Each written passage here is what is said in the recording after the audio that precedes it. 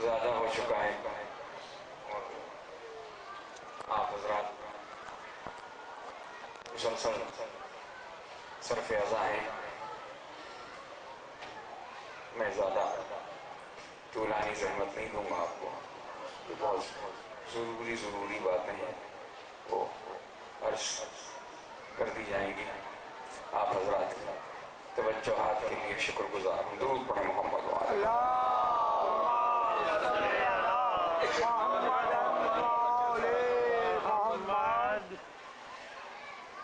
ارشاد رب العزت ہو رہا ہے کہ ہم نے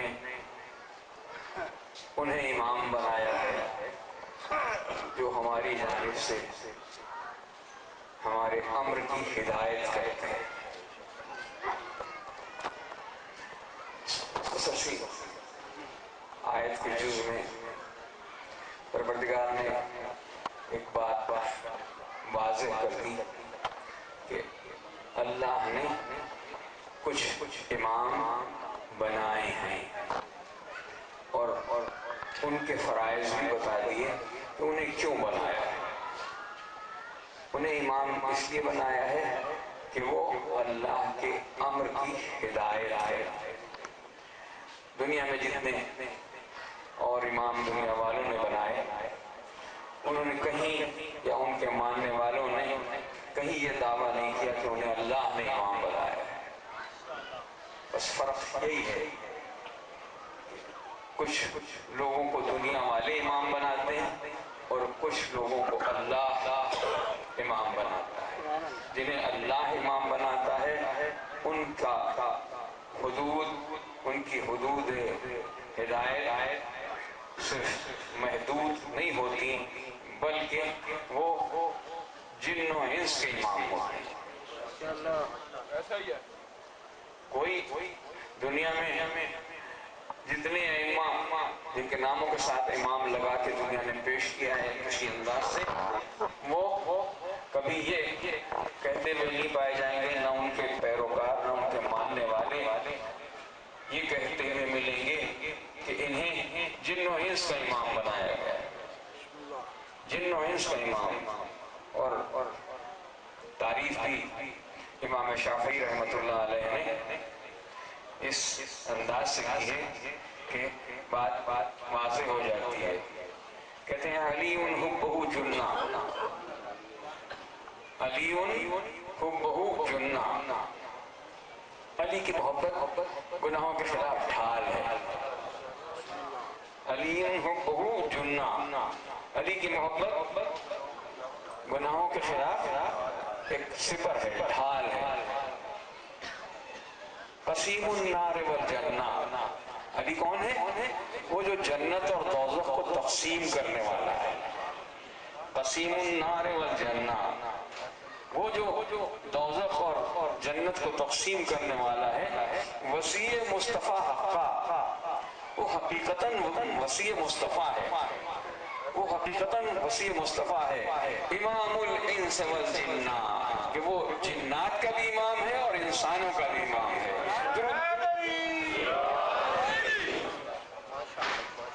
عزیزان محترم جنہیں اللہ نے امام بنایا ہے وہ امام جن و انس ہوتے ہیں. دنیا انہیں مانے یا نہ مانے ان کی مرضی ہے. اگر اللہ کو کوئی نہ مانے تو اللہ کی الوہیت میں کوئی فرق پڑتا ہے؟ کوئی فرق نہیں پڑتا. کوئی ایک بندہ بھی نہ ہو کہ جو کہے کہ وہ اللہ ہے تو اللہ کی ربوبیت میں کوئی فرق نہیں پڑتا. سرکار رسالت کا کلمہ اگر بہت بڑی میجورٹی نہیں پڑھتی نہ پڑھے تو ان کی رسالت میں کوئی فرق نہیں پڑتا. تو پھر اسی تسلسل کے ساتھ اگر کوئی دنیا میں امام کو امام نہیں مان رہا ہے تو یہ اس کی اپنی مرضی ہے. ان کی امامت کے عہدے میں کوئی ان کے منصب میں کوئی فرق نہیں پڑتا. درود پڑھیں محمد و آل محمد.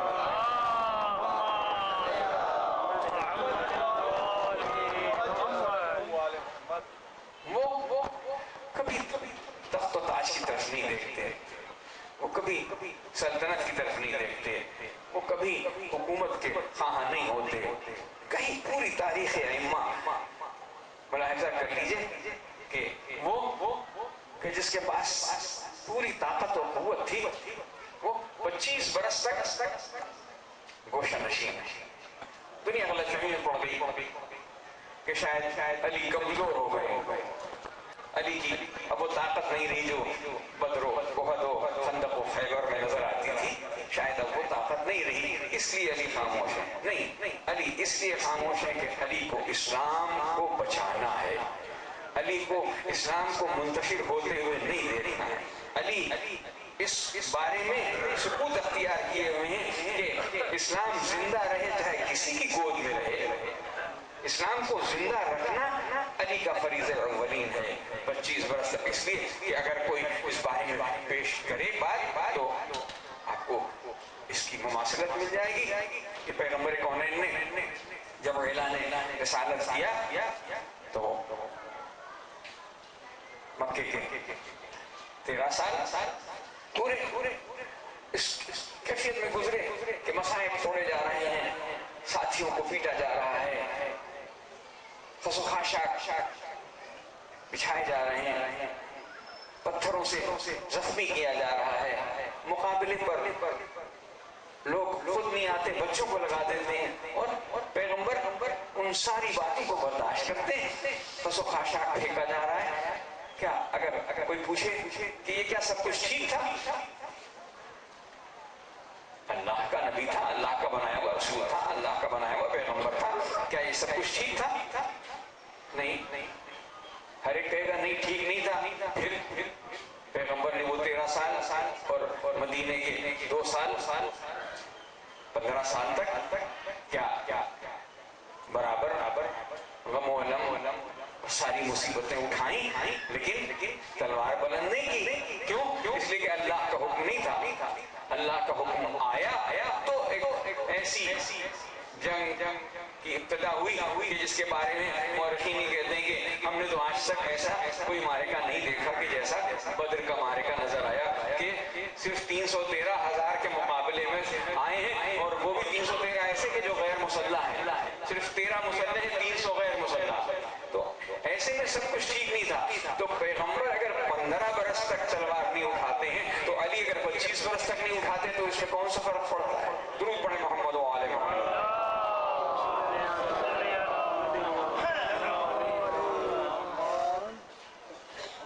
اس لیے یہ بات بالکل طے شدہ ہے کہ امامت وہ منصب ہے کہ جو اللہ عطا کرتا ہے، اور اس کی پہچان یہ ہوتی ہے کہ دنیا والے چاہے اس کے ساتھ ہوں یا نہ ہوں، ان کا رعب و دبدبہ قلوب مومنین پر اثر کرتا ہے، وہ مومنین کے قلب پر اثر کرتا ہے۔ جس ہستی کا یوم شہادت ہم منانے کے لیے جمع ہوئے ہیں کے بارے میں یہ بڑا مشہور واقعہ ہے کہ ہشام ابن عبد الملک جو اس زمانے میں بادشاہ تو نہیں تھا لیکن معلوم تھا کہ بس یہ بادشاہ ہونے والا ہے، وہ اتنا کر و فر اس کے ساتھ وہ آیا مسجد حرام میں اور طواف کر کے چاہتا ہے کہ حجر اسود کا بوسہ لے، لیکن اجتہام اتنا ہے کہ حجر اسود کے پاس نہیں جا پا رہا ہے، بہت کوشش کی کہ کسی طریقے سے حجر اسود تک پہنچ جائے لیکن نہیں ہو سکا، تو ایک طرف بیٹھ گیا جا کے، اور اس کے حواری جو تھے وہ سب اس کے ساتھ بیٹھے کھڑے ہوئے ہیں اس کے ساتھ۔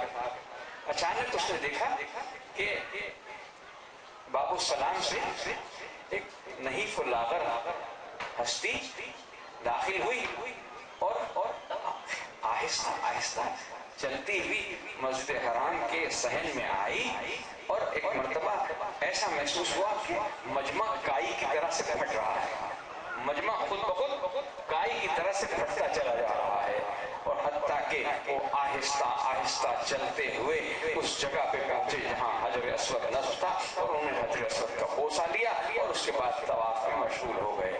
وہ جل بھن گیا ہشام ابن عبد الملک کہ میں اتنا کر و فر والا آدمی، میرے پاس اتنی فوج، میرے پاس اتنی سپاہ، میرا اتنا پروٹوکول، اور میں اس کا حجر اسود کا بوسہ نہیں لے سکتا، اور انہوں نے بوسہ لے لیا، قریب قریب کھڑے ہوئے لوگوں نے پوچھا امیر یہ کون ہے کہ لوگ اس کا اتنا ادب کرتے ہیں، لوگ اس کا اتنا ادب کرتے ہیں کہ یہ جیسے ہی آیا مجمع خود بخود کائی کی طرح پھٹنے لگا.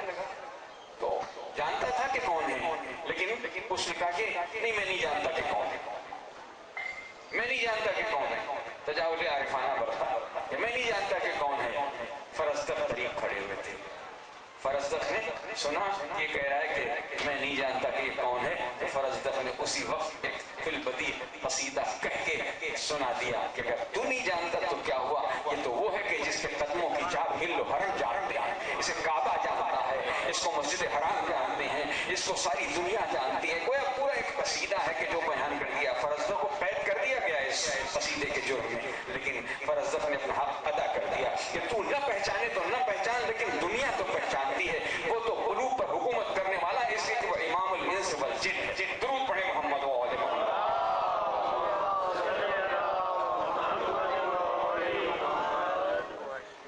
امام سجاد دنیا والوں کے امام ہیں، اللہ کی طرف سے وہ ہدایت کرتے ہیں اور ہدایت کے معاملے میں دنیا کو بتاتے ہیں کہ دیکھو کون سی بات یاد رکھنے والی ہے. انہیں امام کا واقعہ ہے کہ ایک مرتبہ آپ طواف کر رہے تھے، طواف کعبہ، اور ایسے میں ایک مرتبہ ایک مومن کو دیکھا کہ وہ داخل ہوا اور داخل ہو کے چاروں طرف دیکھ رہا ہے. اچانک اس کی نگاہ پڑی امام پر. وہ آیا امام کے قریب اور سلام کیا. امام نے جواب سلام دیا. پوچھا بھائی کچھ مضطرب نظر آتے ہو، بھائی کچھ مضطرب نظر آتے ہو. کہا مولا ایک مومن کی حاجت روائی کے لیے مسجد حرام میں آیا ہوں، چاہتا ہوں کہ کوئی مومن مل جائے تو اس کو لے جاؤں اور اس کی حاجت روائی کروائی. حاجت کا تذکرہ نہیں کیا، کہا حاجت روائی کے لیے کسی مومن کی تلاش میں آیا ہوں. امام نے ارشاد فرمایا میں چلتا ہوں، میں حاضر ہوں. اس نے ہاتھوں کو جوڑ کے عرض کیا فرمایا رسول آپ تو طواف میں مشغول ہیں، آپ تو طواف کر رہے ہیں، آپ کیسے چلیں گے؟ ارشاد فرمایا کہ سنو کسی برادر مومن کے کام آ جانا 70 مقبول طوافوں سے افضل ہے. درود پڑھیں محمد و آل محمد.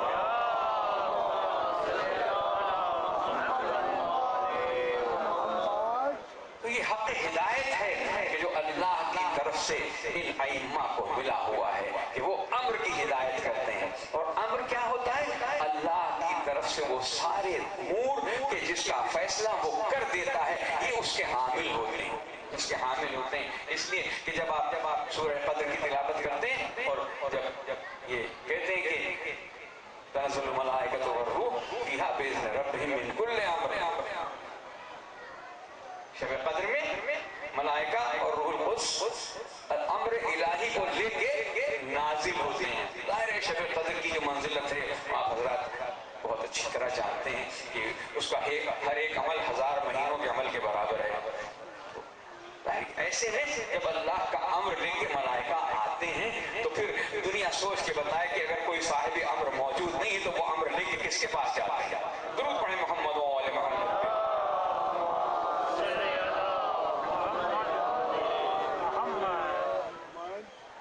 سید الساجدین امام زین العابدین اس ہستی کا نام ہے کہ جس نے صاحب امر ہونے کا ثبوت دیا ہے. اور میں اگر ان واقعات کا ذکر کرنے لگوں تو وقت زیادہ ہو جائے گا. صرف اتنا عرض کروں کہ دنیا نے انہیں فراموش کر دیا تھا لیکن انہوں نے لوگوں کو فراموش نہیں کیا. وہ ظالموں کو بھی جگہ دیتے ہیں، ان کی بھی قسم پرسی کرتے ہیں، ان کے بارے میں بھی ان کو خیال ہوتا ہے. اور یہ وہ اخلاق حسنہ ہیں کہ جن کی وجہ سے امامت نمایاں ہوتی ہے، پہچانی جاتی ہے کہ ہاں یہ واقعی امام ہے، یہ واقعی امام ہے.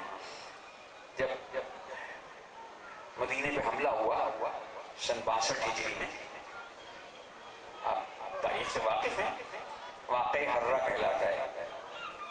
یزید کی فوج نے مدینے پہ حملہ کر دیا. مدینے کے لوگوں نے ریوولٹ کیا تھا اور مدینے کے گورنر کو نکال باہر کر دیا تھا. تو یزید نے پوری ایک فوج بھیجی مسلم ابن عقبہ کے سربراہی میں، اور اسے یہ حکم دے دیا گیا تھا کہ مدینہ تمہارے اوپر مباح ہے کہ اگر تم حملہ کر کے مدینے پہ قابو کر لو تو مدینے کی ہر مرد اور ہر عورت تمہارے لیے مباح ہے. اور وہی ہوا کہ جب انہوں نے حملہ کیا اور مدینے والے ان کا مقابلے میں ہار گئے تو ایک مرتبہ انہوں نے مسجد نبوی پہ حملہ کر دیا اور مسجد نبوی میں گھوڑے باندھے. مسجد نبوی میں گھوڑے باندھے اور وہ اصحاب جن کی ہم مسلسل کلمے پڑھتے ہیں ان اصحاب کی عورتوں کو بے عزت کیا اور جس کی وجہ سے کئی ہزار بچے پیدا ہوئے. یہ ظلم ڈھایا گیا. ایسے میں امام سجاد اس سے پہلے سے مدینے سے ایک بستی تھی کہ جہاں آپ کی کھیتی تھی اس طرف منتقل ہو چکے تھے. لہذا مسلم بن عقبہ کی فوج نے امام کے ساتھ کوئی ایسا اور طرز عمل اختیار نہیں کیا. تو اس مجمع میں مروان بن حکم جو اہل بیت کا کھلا ہوا دشمن تھا وہ امام کے پاس آیا اور اس نے آ کے کہا کہ مولا میری بھی جان کو خطرہ ہے, میرے اہل ویال کو خطرہ ہے, اگر آپ مجھے پناہ دے دیں تو میں آپ کا شکر گزار ہوں گا. اب امام کے علاوہ کوئی اور ہوتا تو جواب دیتا کہ تیرا طرز عمل جو کچھ ولید کے دربار سے لے کر کے آج تک ہے وہ میں نے دیکھ رکھا ہے, میں جانتا ہوں کہ کیا تم نے کیا کیا ہے, میں جانتا ہوں کہ تم نے کیا کیا دشمنی اختیار کی ہے, لیکن کیا کہنے اس اخلاق حسنہ کا, اخلاق معظم کا کہ انہوں نے ارشاد فرمایا کہ اچھا اگر تو یہ چاہتا ہے کہ میری پناہ میں آ جائے تو آ جا, اور اپنے اہل ویال کو میرے اہل ویال کے ساتھ یہیں لیا اور وہ لے آیا اور وہ محفوظ رہا. یہ بلندی اور یہ عظمت صرف اسے حاصل ہو سکتی جو اللہ کی طرف سے بنایا ہوا امام کو. دنیا والے اس منزل پر نہیں پہنچ سکتے. دوسرا واقعہ اسی تسلسل کے ساتھ کہ جب مسلم بن عقبہ مدینے کی تاراجی سے فارغ ہوا تو حکم آیا کہ مکے پہ حملہ کرو.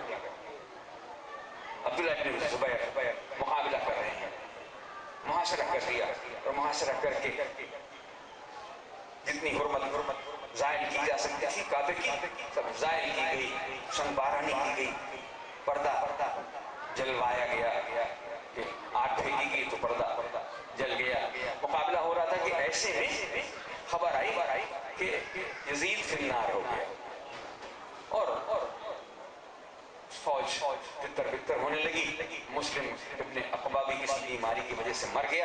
تو جو فوج کی کمانڈ تھی وہ حسین بن عمیر کے پاس آئی اور جب فوج کی سپلائی بند ہو گئی اور ادھر سے کوئی رسد نہیں آنے لگی تو فوج ادھر ادھر منتشر ہو گئی. تو حسین بن عمیر مدینے کا رخ کرتے مدینے تک پہنچا اور جب مدینے میں آیا تو اس کو ایک دن یہ تلاش ہوئی کہ اپنے بچے فوجیوں کے لیے کوئی رسد کسی طریقے سے حاصل کرے. تو اس کے لیے نکلا تو دیکھا کہ ایک کوئی ہستی ہے کہ جو اونٹوں کی قطار لیے ہوئے جس کے اوپر غلہ لدا ہوا ہے وہ جا رہے. اس نے آگے بڑھ کے پوچھا کہ میں یہ غلہ خریدنا چاہتا ہوں, میں یہ غلہ خریدنا چاہتا ہوں. تو جواب ملا کہ یہ فروخت کے لیے نہیں ہے, یہ فقراء مدینہ کے لیے ہے, اگر تیری ضرورت اس سے زیادہ ہے تو تو اسے لے لے, ہم کوئی قیمت نہیں لیں گے. اس نے غور سے دیکھا یہ تو سید السجاد علی ابن الحسین. وہ گھبرایا. اس نے کہا کہ شاید آپ نے مجھے پہچانا نہیں. امام نے آنکھیں جھکا کے کہا کہ میں اپنے بھائی علی اکبر کے قاتل کو کیسے بھول سکتا ہوں. اتنی داد و دہش صرف وہی کر سکتا ہے جو اللہ کی طرف سے, اور وہ باب مصائب کہ جو ہمارے امام پہ ٹوٹے ہیں. بس میں آپ کی زحمتوں کو مختصر کروں کہ امام کا لقب سید الساجدین ہے. سجدہ کرنے والوں کے سردار. سید الساجدین, دنیا میں جتنے سجدہ کرنے والے دنیا میں جتنے سجدہ کرنے والے ہیں ان سب کے سردار، ان سب کے سردار یہ لقب کیوں ملا ہے؟ بہت سجدہ کرنے والے ہیں، انبیاء ہیں، مرسلین ہیں، کسی کو اور کو یہ لقب نہیں ملا. لقب ملا ہے تو ہمارے چوتھے امام کو سید الساجدین کا لقب ملا ہے، اس لیے کہ وہ ایسا سجدہ ہے کہ سجدہ معبود کے سامنے یوں تو ہر سجدہ کرنے والا اس کی حمد و ثنا میں کرتا ہے، لیکن سید الساجدین نے جلتے ہوئے خیموں کے درمیان جب پھوپھی انہیں اپنے پشت پر سہارا دے کے جلتے ہوئے خیموں سے باہر آئی تھی تو اپنا سر سجدے میں رکھ دیا تھا، اور صبح کی اذان تک ایک ہی لفظ اس سجدے میں زبان پر تھا، حمدن حمدن شکرن شکرن. گویا اس مصیبت میں جو شکر اور حمد کرے اسے سید الساجدین کہہ سکے. ارباب اعظام سید الساجدین نے مصائب کا وہ باب اختیار کیا، وہ ایسی مصیبتیں جھیلی کہ دنیا میں شاید ہی کسی کو ملی ہوں. اب یہ اللہ کا یہ عطیہ تھا کہ ان مصائب سے عہدہ برا ہوتے ہوئے سید الساجدین راہ کوفہ و شام طے کر رہے تھے، اور کبھی کسی سے خائف نہیں ہوئے. ابن زیاد کے دربار میں جب اس نے پوچھا کہ یہ کون ہے جسے قید کر کے لایا گیا ہے، بتایا لوگوں نے کہ یہ علی ابن الحسین ہے. تو اس نے پکار کے کہا کہ کیا علی ابن الحسین کو اللہ نے قتل نہیں کر دیا کربلا میں؟ امام سے رہا نہیں گیا، جواب میں کہا کہ تو جو کہہ رہا ہے کہ اللہ نے قتل کیا، تو اللہ نے نہیں قتل کیا، تیرے فوجیوں نے میرے بھائی علی ابن الحسین کو قتل کیا. میرے بھائی کا نام بھی علی ابن الحسین تھا، میرا بھی نام علی ابن الحسین. اس نے کہا کہ تم ہم سے زبان لڑاتے ہو، تم ہم سے کلام کرتے ہو، تمہیں بھی یہ جرأت باقی ہے؟ ہاتھوں میں ہتھکڑیاں ہیں، پیروں میں بیڑیاں ہیں، گلے میں خاردار طوق ہے، تم ہم سے زبان لڑاتے ہو؟ تمہیں میں قتل کر دوں گا، تمہیں میں قتل کر دوں گا. تو کوئی اور ہوتا تو خائف ہو جاتا، خوف میں آ جاتا، حزن میں آ جاتا.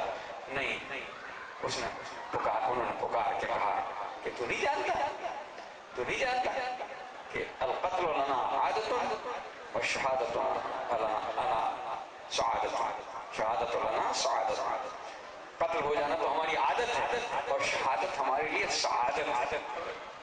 قتل ہو جانا ہمارے لیے کرامت ہے اور شہادت ہمارے لیے سعادت ہے. ظاہر یہ جملہ ایسا تھا کہ تاریخ نے اسے ضبط کر لیا. لیکن جب مدینے میں منہال کوفی امام کے پاس آئے اور امام سے تعزیت کی اور یہ کہہ کے امام کے گریے کے اوپر آپ نے اپنے جذبات کا اظہار کیا کہ مولا اب تو بہت عرصہ گزر گیا، کب تک روئیے گا، کب تک گریا کیجیے گا.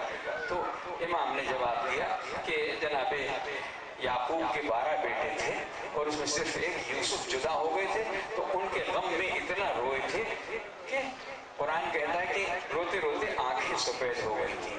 ایک یوسف جدا ہوئے تھے تو وہ اتنا روئے تھے. میرے سامنے تو میرے 18 یوسف تحریر کر دیے گئے، میں نہ روؤں تو اور کون روئے گا، ارباب اعظام.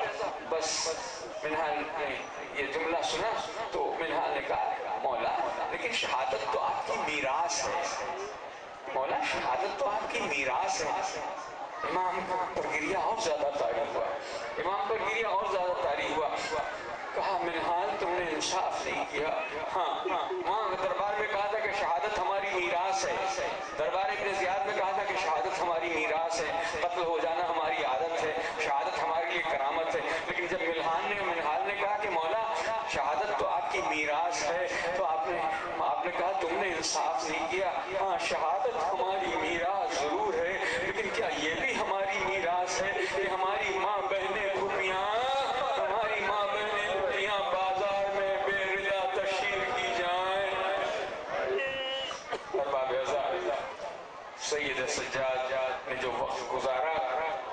وہ معمولی وقت نہیں ہے. 35 برس تک امام روتے رہے اور ہر لحظہ روتے تھے, ہر مقام پر روتے تھے, ہر گام روتے تھے. کوئی موقع ایسا نہیں ہوتا تھا کہ روتے ہوئے دنیا نہ دیکھتی. پانی سامنے آتا وضو کے لیے, بار بار مضاف ہو جاتا. پانی کو دیکھتے تو پیاس یاد آ جاتی, بابا پانی مضاف ہو جاتا. کئی مرتبہ لوگ اس جگہ سے گزرے کہ جہاں امام بام پر وضو کے لیے بیٹھے ہوئے اور وہ پانی مضاف ہو گیا, اس لیے وہ بہایا جا رہا ہے, تو لوگ بچنے کی کوشش کر رہے ہیں. تو کسی نے کہا کہ نہیں, بچنے کی ضرورت نہیں, یہ پانی وہ ہے جو امام سجاد کے آنسوؤں سے مضاف ہوا. کھانا سامنے آتا تھا تو کھانا دیکھ کے روتے تھے, پانی آتا تھا تو پانی دیکھ کے روتے تھے. جب بازار میں نکلتے تھے تو وہ لوگ جو قصاب تھے وہ جانتے تھے کہ سید سجاد برداشت نہیں کر سکتے, لہذا وہ اپنے ذبیحوں پر کپڑا ڈال دیتے تھے, اپنے ذبیحوں پر کپڑا ڈال دیتے تھے تاکہ کہیں سید سجاد کی نگاہ نہ پڑے. سید سجاد کی نگاہ پڑے گی تو گریہ طاری ہو جائے گا. ایک دن تشریف لے جا رہے تھے تو قصاب کی دکان پر ذبیحہ کھلا ہوا تھا. ایک مرتبہ نگاہ پڑی تو قریب آئے اور آ کے پوچھا, اے بھائی یہ بتا کہ جب اس کو تو ذبح کرنے لگا تھا, تو اس کو پانی پلا دیا تھا کہ نہیں پلایا تھا؟ اس کو پانی پلایا تھا کہ نہیں پلایا؟ کہا مولا شریعت کے حکم سے واقف ہوں, پانی پلائے بغیر کبھی ذبح نہیں کرتا. کہا کبھی ایسا تو نہیں کیا کہ اس کو کسی دوسرے جانور کے سامنے ذبح کیا ہو؟ کہا نہیں مولا, یہ بھی اس حکم کی پابندی کرتا ہوں کہ کبھی اپنے ذبیحے کو کسی دوسرے جانور کے سامنے ذبح نہیں کرتا. کہا جب ذبح کرتا ہے تو چھری تیز ہوتی ہے نا؟ کہا ہاں مولا, ان چھری سے کبھی ذبح نہیں کرتا, بس اشک بہنے لگے. ایک مرتبہ کربلا کا رخ کیا اور کربلا کا رخ کر کے پکار کے کہا بابا یہ قصاب تو جانتا ہے اس بات کو, ان احکام کو جانتا ہے, لیکن تجھے 3 دن کا بھوکا پیاسا شہید کر دیا گیا اور تجھے تیرے چاہنے والوں کے سامنے ذبح کر دیا گیا. دل زینبیہ پہ زینب کھڑی ہوئی دیکھتی رہی اور تو ذبح کیا جاتا رہا, اور وہ چھری جسے تجھے ذبح کیا جا رہا تھا وہ تیز چھری نہیں تھی, وہ کن خنجر تھا کہ جس کے وار چل رہے تھے. ارباب اعضاء امام ہر لحظہ ہر بات کو پیش نگاہ رکھتے تھے. بڑا مشہور واقعہ ہے یہ. عزاداری ہماری امام کی دین ہے. ہماری عزاداری جو ہے یہ 2 ہستیوں کی دین ہے, ایک سید سجاد کی اور ایک ثانی زہرا کی. ان کی وجہ سے ہماری عزاداری کی بنا پڑی اور آج تک یہ قائم ہے, اور انشاءاللہ تا قیامت باقی رہے گی. دشمن اس بات کا خیال رکھیں کہ اس عزاداری کو وہ مٹا نہیں سکتے. ہماری جانیں چلی جائیں لیکن عزاداری ہماری باقی رہے گی. امام زہری وہ محدث و مورخ ہیں جو مشہور ہیں, صحیح بخاری کے بھی محدث ہیں, بڑے مانے ہوئے محدث. وہ امام کے رتبے سے واقف تھے. ایک مرتبہ امام کے پاس آئے کہ میرے گھر میں شادی ہے, میں چاہتا ہوں کہ آپ اس میں شرکت فرمائیں. امام نے جواب دیا, بھائی جب سے واقعہ کربلا ہوا ہے ہمارے گھر سے خوشیاں اٹھ گئی ہیں, ہم کسی شادی میں شریک نہیں ہوتے. امام زہری کو خیال آیا کہ میں نے غلط کیا ہے. میں شادی وغیرہ سے فارغ ہو گئے تو ایک دن پھر آئے اور آ کے کہا کہ فرزند رسول, میں نے آپ کی بابا کی مجلس عزا ہونا ہے, میں نے آپ کے بابا کا ذکر مجلس عزا کے ذریعے سے کیا ہے, میں چاہتا ہوں کہ آپ اس میں تشریف لائیں. شاید فرمایا ہم ضرور آئیں گے. وقت مقررہ پر تشریف لے گئے. امام زہری نے اپنے گھر میں ایک مسند بچھائی تھی اور اس مسند پہ امام کو فروکش کیا اور مجلس شروع ہو گئی. ذکر کر رہا تھا, بیان کر رہا تھا, مرثیہ پڑھ رہا تھا, سارا مجمع رو رہا تھا. امام زہری بھی رو رہے تھے. امام زہری کی نگاہ ایک مرتبہ اٹھی تو دیکھا کہ جس مسند پر امام کو بٹھایا تھا وہ مسند خالی نظر آئی. حیران ہوا کہ امام کہاں چلے گئے. جب نگاہ دوڑائی تو دیکھا کہ امام وہاں بیٹھے ہیں جہاں لوگوں کی نالین رکھی ہوئی ہیں. دوڑا ہوا آیا اور آ کے ہاتھوں کو جوڑ کے عرض کیا, حضرت رسول کوئی مجھ سے غلطی ہو گئی, میں نے تو آپ کے لیے مسند بچھائی تھی, آپ یہاں کیوں تشریف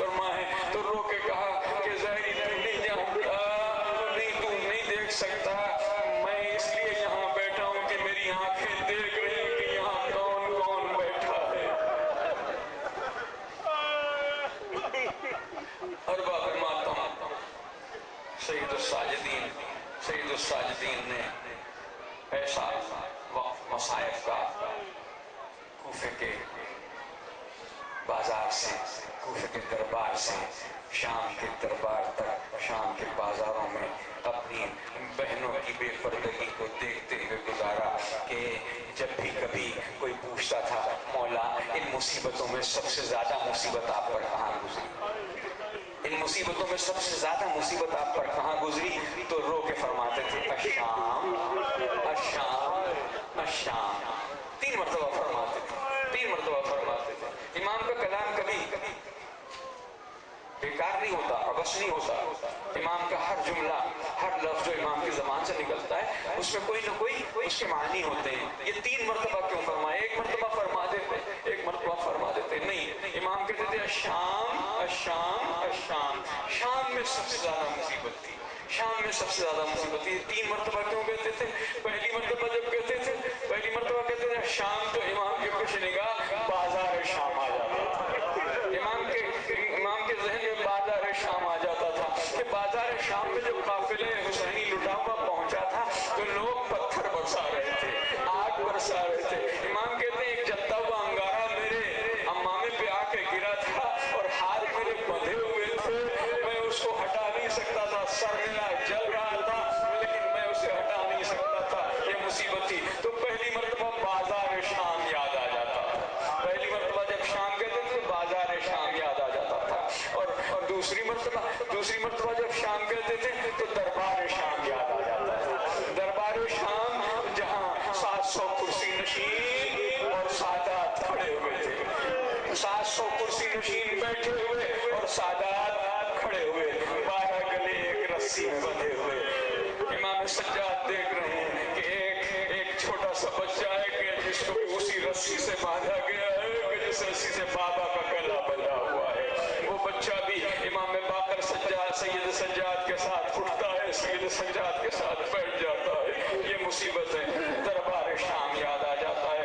کہ دربار شام میں خزادیاں بے پردہ سربرہنہ کھڑی تھی، اور اسی دربار شام میں وہ واقعہ میں چند جملوں کے ذریعے سے عرض کر دوں کہ جب لوگوں کو ابھی تو معلوم ہی نہیں تھا، لوگوں کو پتہ ہی نہیں شام کے لوگوں کو کہ ہوا کیا ہے، ایک خبر مشہور کر دی کہ باغی نے حکومت کے خلاف بغاوت کی تھی، ہم نے اسے قتل کر دیا، اس کے گھر والے قید کر کے لائے گئے، اس کے گھر والے قید کر کے لائے گئے۔ ایک مرتبہ جب امام متوجہ ہوئے اس طرف اور اس خطیب کو کہ جو منبر پر اہل بیت کی شان میں گستاخی کر رہا تھا اور یزید اور یزید کے حواریوں کی تعریف کر رہا تھا، اس سے مخاطب ہو کے کہا کہ اے شخص خدا کا خوف کر، خدا کا خوف کر، کیوں تو جہنم کو خرید رہا ہے، تو جھوٹ بول بول کے جہنم کو خرید رہا ہے، اپنے آپ کو جہنم کے قریب کر رہا ہے۔ امام کی یہ گفتگو تھی تو اس گفتگو کو روکنے کے لیے یزید نے حکم دے دیا کہ اذان دے دی جائے، اذان دے دی جائے۔ تو چونکہ یزید کا حکم تھا تو کئی لوگ ایک ساتھ اذان دینے لگے۔ آج تک وہ طریقہ باقی ہے، جو لوگ شام کی زیارت کے لیے جاتے ہیں ان کو یہ ماجرا دیکھنے کو ملتا ہے کہ جب وہاں اذان ہوتی ہے تو کئی لوگ ایک ساتھ اذان دے رہے ہوتے ہیں۔ تو یہ وہ اسی بات کی تعصیب ہے کہ جو یزید کے دربار میں ہوئی تھی، وہ اذان دینے لگے، امام خاموش ہو گئے، امام خاموش ہو گئے، امام نے خاموش ہو کے اذان کو سنا، لیکن جب مؤذن نے اشہد ان محمد رسول اللہ کہا تو پکار کے کہا کہ خدا کے لیے اے مؤذن ایک لمحے کے لیے خاموش ہو جا، ایک لمحے کے لیے خاموش ہو جا۔ مؤذن رکا تو امام نے یزید کو مخاطب کر کے کہا اے یزید بتا، جس کا نام اس اذان میں لیا جا رہا ہے وہ میرے جد تھے یا تیرے جد تھے؟ اگر تو کہے تیرے جد تھے تو زمانہ جانتا ہے کہ تو جھوٹ بولتا ہے، وہ میرے جد تھے، انا ابن محمد المصطفیٰ، انا ابن علی المرتضیٰ، انا ابن فاطمۃ الزہراء۔ اپنا تعارف کرائے، دربار میں تہلکہ مچ گیا، دربار میں تہلکہ مچ گیا۔ یہ کیا؟ ہمیں تو کچھ اور بتایا گیا تھا، ہمیں تو کچھ اور بتایا گیا تھا، یہ تو قیدی کہہ رہا ہے کہ یہ تو محمد مصطفیٰ کا بیٹا ہے، یہ تو علی مرتضیٰ کا لال ہے، یہ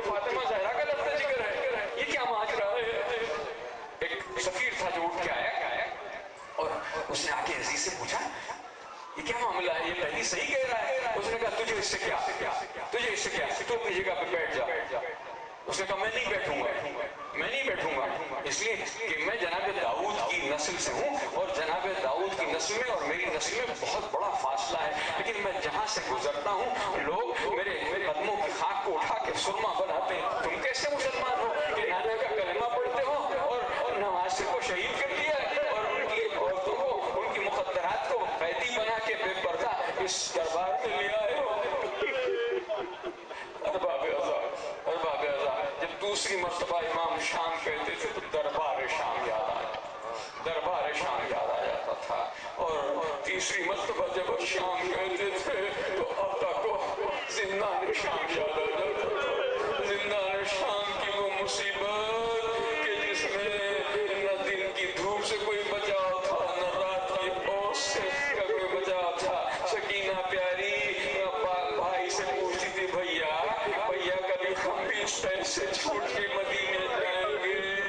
سید سجاد کیا جواب دیتے؟ ایسے میں جب سکینہ زندان میں چل بسی تو یہ مصیبت عابد بیمار کے ذہن میں اس طرح بیٹھی کہ الشام الشام الشام کہہ کے تینوں مصیبتوں کو ایک ہی وقت میں بیان کر دیتے تھے۔ ارباب اعضاء 35 برس تک ہمارا یہ بے کس امام اپنے بابا کا غم مناتا رہا، اور بابا کا غم مناتے ہوئے دنیا کو بتاتا رہا کہ دیکھو حق پر میرے بابا نے جان دی ہے، حق پر میرے بابا نے جان دی ہے۔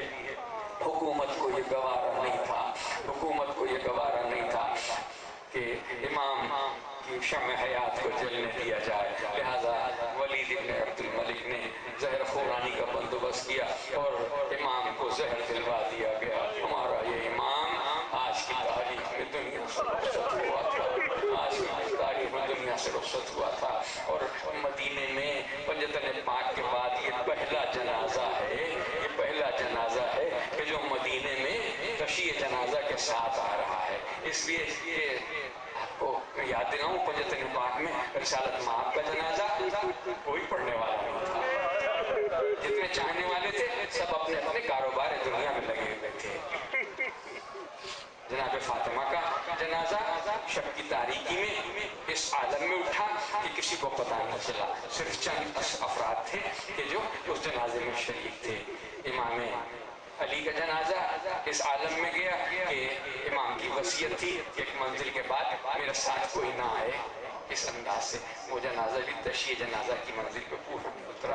امام حسن کا جنازہ آپ نے سنا ہوگا کہ تیروں پر جنازہ تھا کہ تیر کتنے لگے ہوئے تھے کہ جنازے میں کوئی تیر لگانے والے تو تھے، جنازے کا ساتھ دینے والے کوئی نہیں تھے۔ میں اپنی مجلس کو اس منزل پر تمام کروں کہ امام سجاد کا جنازہ اٹھا تھا تو امام باقر سر پہ خاک ڈالے ہوئے امام سجاد کے جنازے کے ساتھ ساتھ چل رہے تھے، اور مدینے والے تشیع جنازہ کر رہے تھے۔